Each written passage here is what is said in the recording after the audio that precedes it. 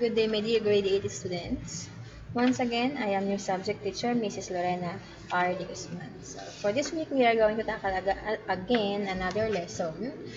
And then, of course, for you to get along with our lesson, you may now, or you may open your book on page 201 to 206. So for this week, we are going to tackle about creating simple queries, lesson 7. What is query? A query allows you to see and work with a specific set of records that meet the criteria you have specified. So this is the same with the filter that I have discussed to you last week, the find and filter command. Okay, so query window elements, number 1 is field. This is where you select a field to be part of the query. The drop-down or arrow display the available fields. If you have more than one criterion, go to the next column to select another field. Diba? Last time I discussed to you the filter using selections and filter using excluding selections. So when we say this one, if you want to add another criterion, you have to select another column. Table indicates the file name of the table you are working on. So of course our table have each names. So for the table 1, table 2, table 3, so you are all required to change the name of that table to my desired name. Okay, sort. This allows you to sort the result of the query. Show. This show checkbox determines if the field is to be displayed in the query result. And last one is the criteria. This is where you enter the search conditions for the fields you want to search. Always use quotation marks. Okay, on your type criteria. So, wag kalilimutan ang quotation mark once you type your criteria so that it will read by the system of Microsoft Access. You can also use operators to refine and search, use and or operators to find records that met or meet more than one criteria. Okay, so using queries with a simple query wizard. So we do have here the different steps in using queries using query wizard.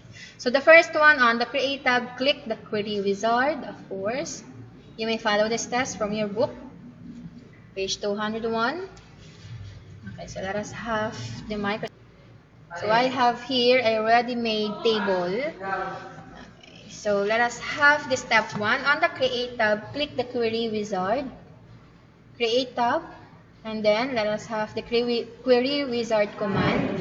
Okay, so once you point your mouse pointer on that particular command, okay, so it shows the functions of that particular command. So query wizard, show the query wizard, which helps you to create a simple query, a cross-tab query, a find duplicates query, or find unmatched query. So query wizard.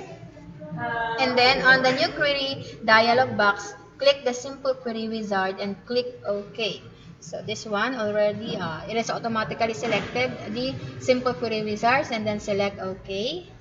And then when the simple query wizard opens, click the down arrow to select the table or other query from which you want to select fields. Okay, so we do have here the down arrow or the drop down button. And then select the table or query from your or from which you want to select fields. So for example, the product table. Okay, so the product table, we are going to use the product table. And then select what kind of field you want to use for your query wizard. Okay, click a field and click the right arrow to move the field to selected field list. You can click the double arrow to move all the fields at once. So if you want to choose only one fields, so you may select the one arrow, and if you want to choose all fields, you may select the double arrow. So let us have the double arrow. And then click next. Type the name of the query and click finish. Okay, that is product table query, and then open the query to view information, and then click finish. The query result will now appear in the data sheet. Okay, take a look at this is your query from the navigation pane. And then we do have here the product table query tab. Product table, product query. Okay, so creating queries using the query design view.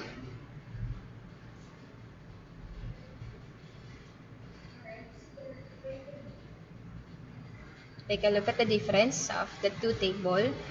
So my original product table, to query table. So it arranged in different format.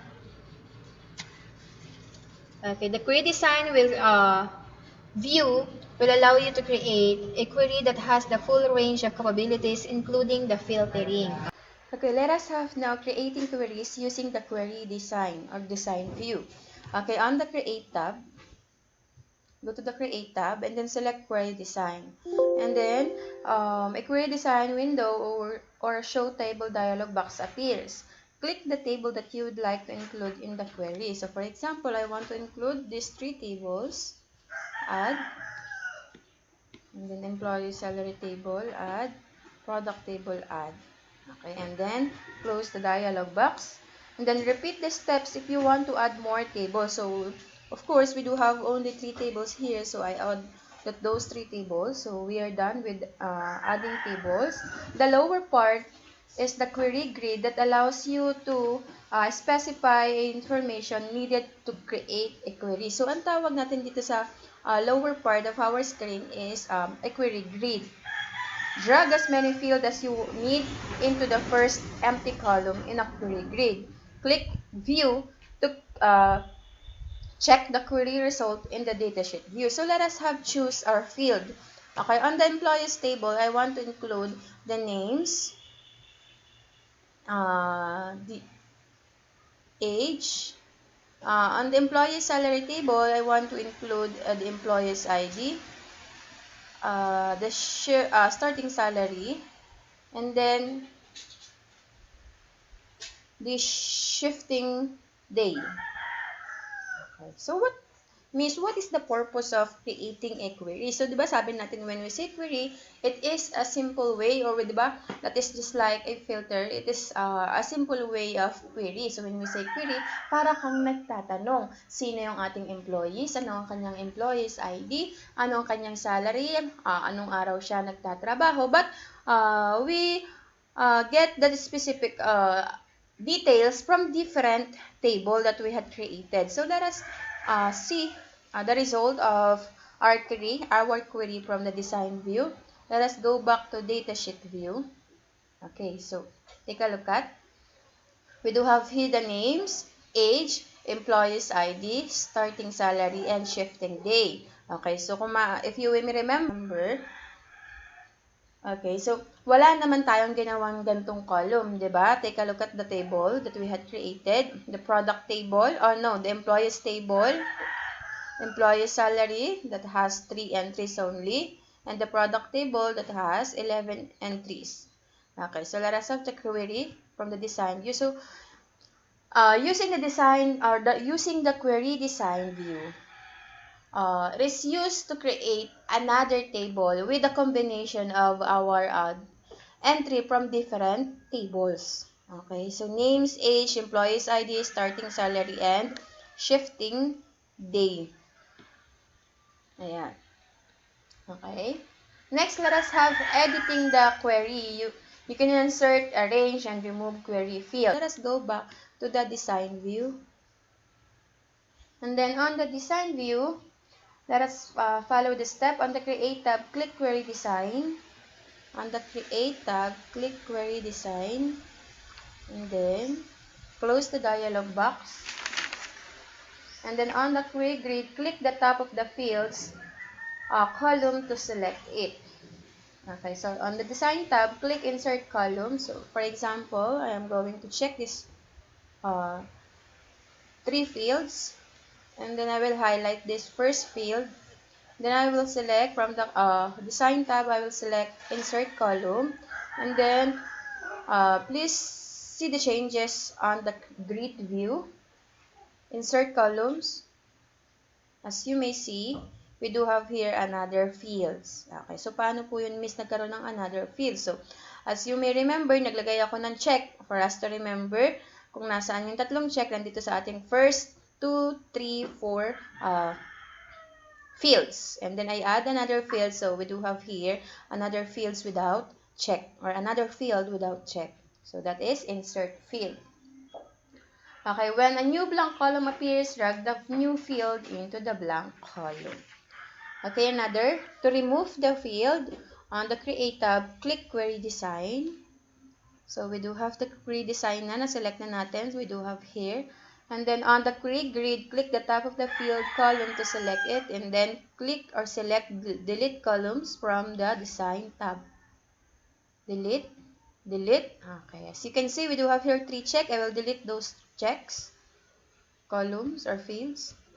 So, that is on how to remove field on the query design. Okay, next let us have criteria. So what is criteria? Criteria are conditions that will determine which record will be included. The criteria will filter the query result.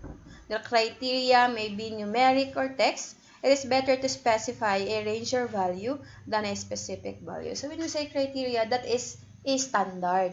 Okay, so kung sabi nga natin sa ating filter, so ito yung pinili mo, then dapat ito yung magstay. Or maaaring ito yung pinili mo, pero dapat ito yung mawala. So that is an standard. Standard kung alin yung dapat matira, or standard kung alin dapat yung matanggal. Or standard kung meron kang, for example, di ba, pag nanggagawa ng essay, meron tayong ginagamit na rubrics or standard kung ano dapat yung lumabas dun sa sagot ninyo sa inyong essay or dun sa inyong project. So we do have criteria in checking that activities. So that's it for this week lesson. I hope you understand well. Thank you and have a good day ahead. Go back to your module and answer the following activities. Bye.